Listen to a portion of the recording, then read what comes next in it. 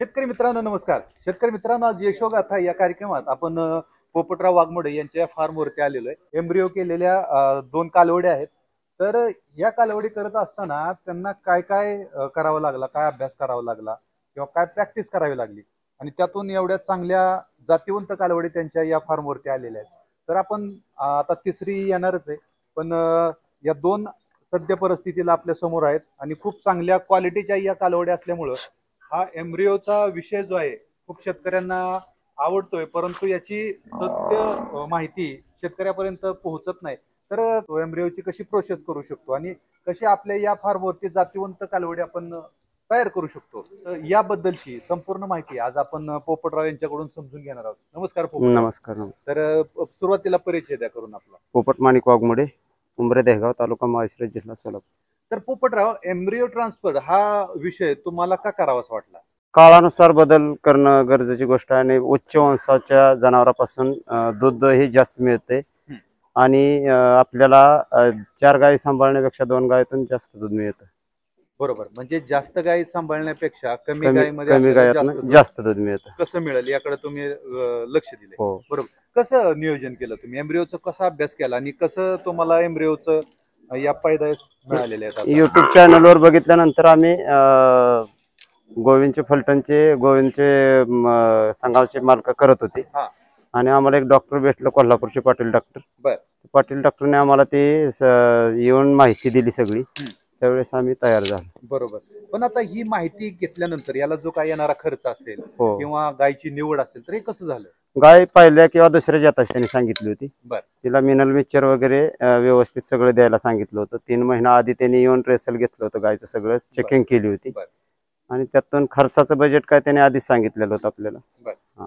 पण आता खर्चाचं बजेट तुम्ही म्हणला, किती खर्च सांगितला होता त्यांनी?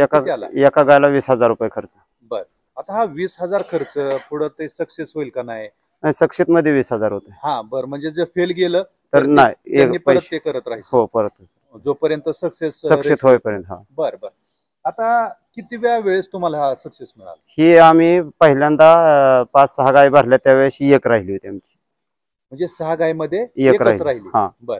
आणि आता आमच्या 25 तारखेला 2चा महिना संपत आहे, म्हणजे परत अजून एक तुम्हाला कालवड मिळणार. हो, त्या 5 गाय भरल्या होत्या, त्यात 2 राहिल्या होत्या.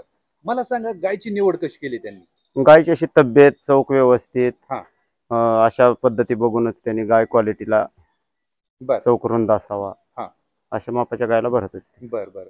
आता हे भरत असताना सुरुवातीला जे तुम्ही म्हणजे सिमेंट निवड आहे, तर हे पण महत्वाचे. गाय तुमच्या मर्जीनं झालं का त्यांनीच ते सिमेंट निवड? नाही, त्यांचे गायचं 350 किलो जर वजन असेल तर ती एचएफला भरत होती आणि 350 पेक्षा कमी जर असेल तर जेवाय भरत होती.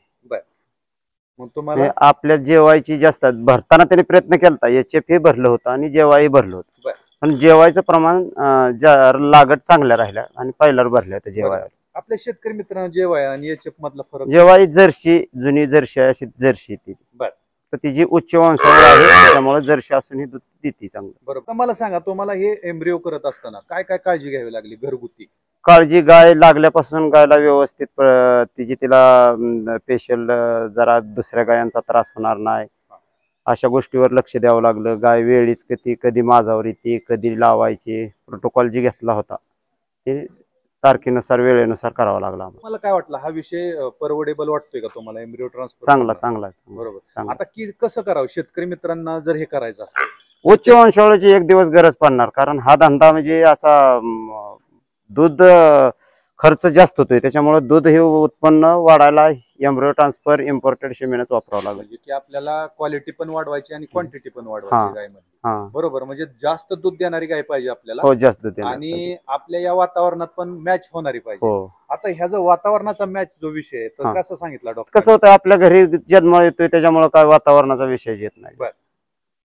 जन्म आपल्या घरी आपल्या गायला होतंय, ती कारण बाहेर ना आणायचं, सुट करायचं अशातला काहीच प्रकार नाही. 7 दिवसाचा गर्भ भरला होता त्यांनी आणि आपल्याला त्यांनी सांगताना सांगितले, जर्सी जर राहिलं तर 35 लिटर दूध आणि 5-0 क्वालिटी मिळाली.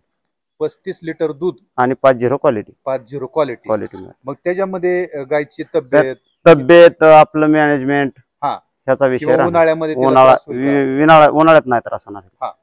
आणि जर्शीला त्रास उन्हाळ्यात होणारच नाही. म्हणजे 35 लिटर दूध 35 आणि लिटर दूध 5-0 क्वालिटी. 5-0 क्वालिटी. हा बरोबर. आता हा विषय मॅनेजमेंट वर बऱ्यापैकी राहतो. म्हणजे कृत्रिम गोष्टी केलेल्याचा हा फायदा आपल्याला मिळणार आहे. हो फायदा. बरोबर. हा. तर आता ह्याचं जन्मजात कसा स्ट्रक्चर होतं याचं? जन्मजात स्ट्रक्चर लहान आहे. वेळेत जन्मत आहे, व्यवस्थित राहते, काय अडचण नाही. बर. जन्मजात स्ट्रक्चर जर्शीला लहानच आहे. म्हणजे आणि किती जन्म गाय एकतर पायलर असते त्याच्यामुळे गायींची अपदा होत नाही आणि ती जन्मता लहान असल्यामुळे ते व्यवस्थित जन्मते. पुन्हा आपल्या दूध पाजण्यावरती पुढचं आपलं हे म्हणजे आता ह्याला खूप ताकद आहे चांगली. हो, किती दिवसात झाले? आता हे 65 दिवसात झाले. 65 दिवसाचं म्हणजे की 2 महिन्याचं झाले. हो 2 तरी ताकद एवढी आहे. हो.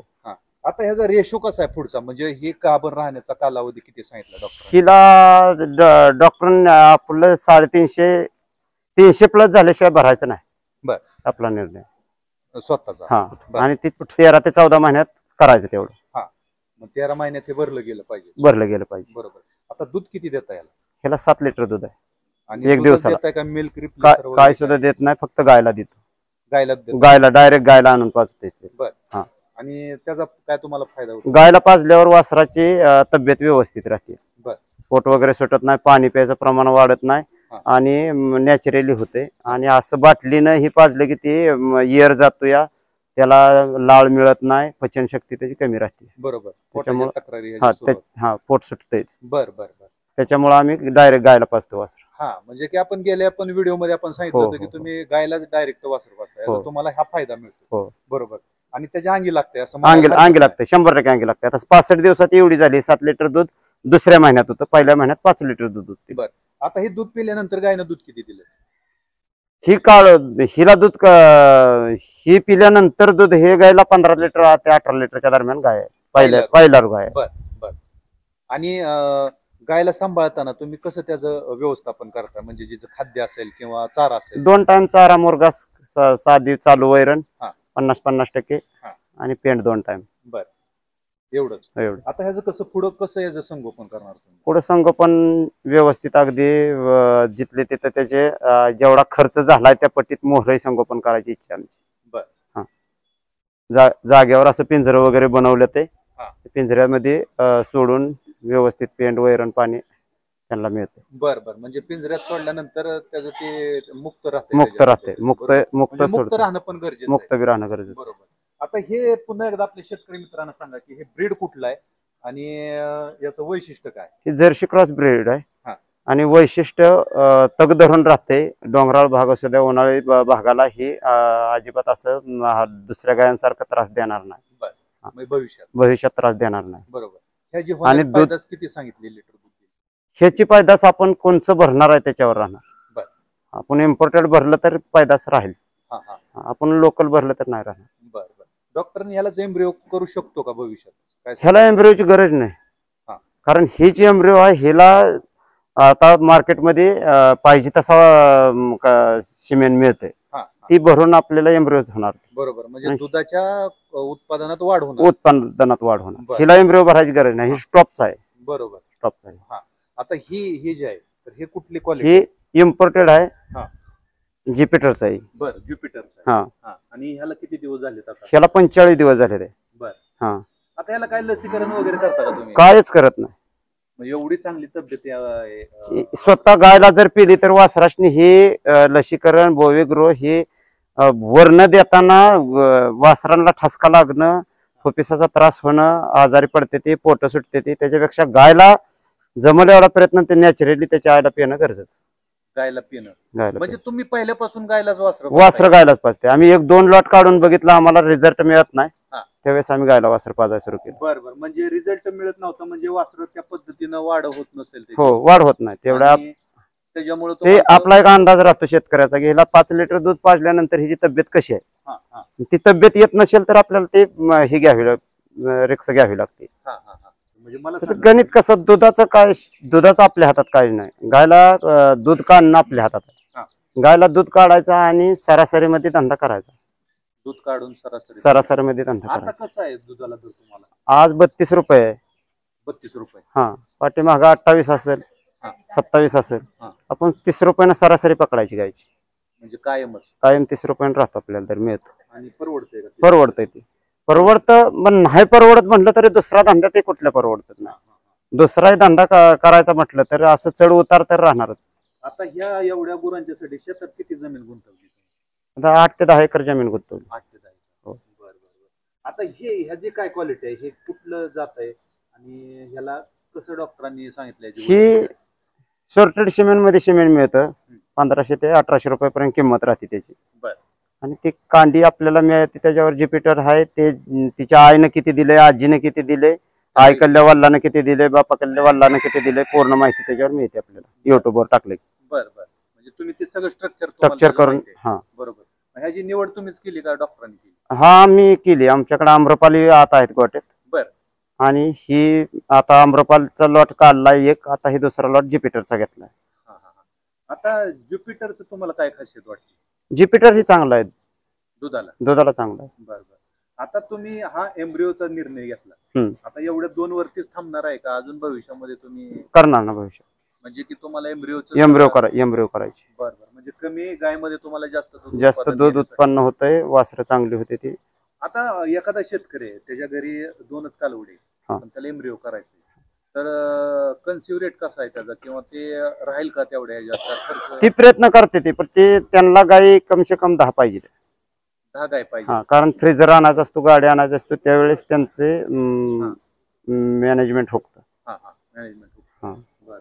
कारण आम्हाला तसं ते डॉक्टरने येऊन सुरुवातीला सांगितलं होतं की 2, 4, 10 गाय असेल तर एक जवळच्या गोट्यावर 5-5 गाय असेल तर करू म्हटलं.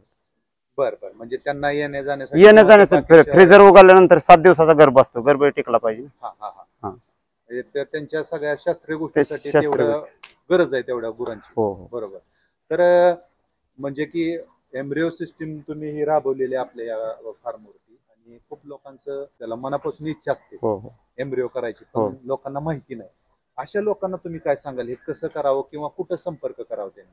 आज कॅम्प्युटर युग आहे, युट्यूबला प्रत्येक गोष्टीची माहिती मिळते, बरोबर, गुगलवर. आणि जास्त करून स्वतःच्या अनुभवातनं करावं, स्वतःचा अनुभव वाढवा आणि करावं हे, बरोबर, शेतकऱ्यांनी. आणि कुठं संपर्क करावा जर एखादा शेतकरी असेल दुर्गम भागात, तर त्यांनी कुठं संपर्क करावा या एम्ब्रिओसाठी? एम्ब्रिओसाठी गोविंद आणि गोदरेज आता चालू आपल्या भागात करते ती. बरोबर. एका गायला 20,000. एका गायला 20,000. गोदरेजचं असेल रेट जास्त, आपण गोविंदचं केलं. बरोबर. म्हणजे आता या फार्म मध्ये म्हणजे तुमचा असतानाच ऑलरेडी खूप सुंदर फार्म आहे, त्याच्यात आता या 2 गायींची आता चांगल्या पद्धतीनं एंट्री झाली. अजून 2 जन्मायचे, अजून 2 होणार आहेत. 2 होणार आहेत. बरोबर. म्हणजे की हे 2 आहेत आणि अजून 2 म्हणजे 4 तुम्हाला एम्ब्रिओच्या कालवडी मिळणार आहे. बरोबर. आणि 13 महिन्यात ह्या परत गाभण असतील. 13 महिन्यात लावायची कालवडी. बरोबर. 13 महिन्यात. तर पोपटरावजी म्हणजे खूप चांगल्या पद्धतीनं तुम्ही उत्कृष्ट नियोजन केलेलं आहे आणि बघण्यासारख्या या कालवडी आहेत आपल्या, आणि आपला फार्म पण खूप छान आहे. तर आपल्या शेतकरी मित्रांना तुमच्या माध्यमातून एक उत्साह येईल एम्ब्रिओमध्ये, आणि नक्कीच आपल्या कमी गायमध्ये ते जास्त उत्पादन घेण्यासाठी एम्ब्रिओचा प्रयोग करतील अशी आपण आशा व्यक्त करूयात. तुम्ही दिलेल्या या अनमोल माहितीबद्दल मी शेतकरी मित्रांच्या वतीने आणि आपल्या अष्टदीप क्रिएशन्स या युट्यूब चॅनलच्या वतीने मी आपले आभार व्यक्त करतो. धन्यवाद.